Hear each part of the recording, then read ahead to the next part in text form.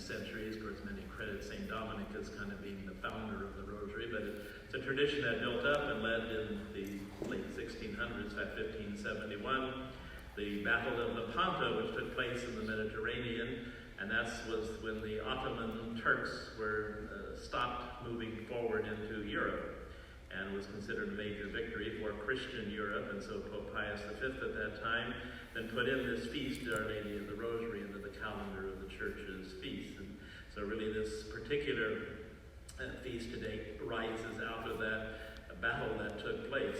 The Church doesn't do that these days, naming things after battles or whatever, but at least it gave us this feast day that we celebrate today.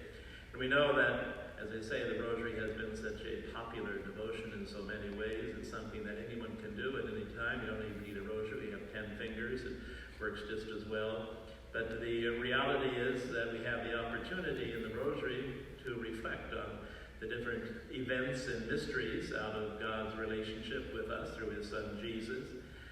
It was always the joyful mysteries dealing with the incarnation, the coming of God's Son among us. It was the sorrowful mysteries dealing with the death of Jesus on the cross, that great event that made up for the sins of all humanity.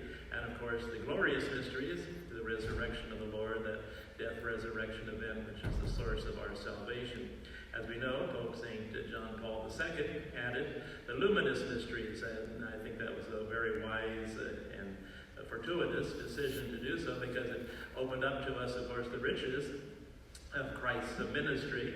Because the luminous mysteries, you have the baptism of Jesus, you have the wedding feast of Cana, you have the proclamation of the gospel, you have the transfiguration, and you have the institution of the sacrament of the Eucharist. So Pope John Paul II took major events out of the life and ministry of Jesus, which are so crucial, and added them in, and it's been an excellent addition, I think, to the Rosary. You don't usually mess around with devotions of that nature after hundreds of years, but if you're Pope, I guess you can do whatever you darn well please. So anyway, it's good that we can come together and that we can recognize that gift of Mary once again in our lives, as we frequently do.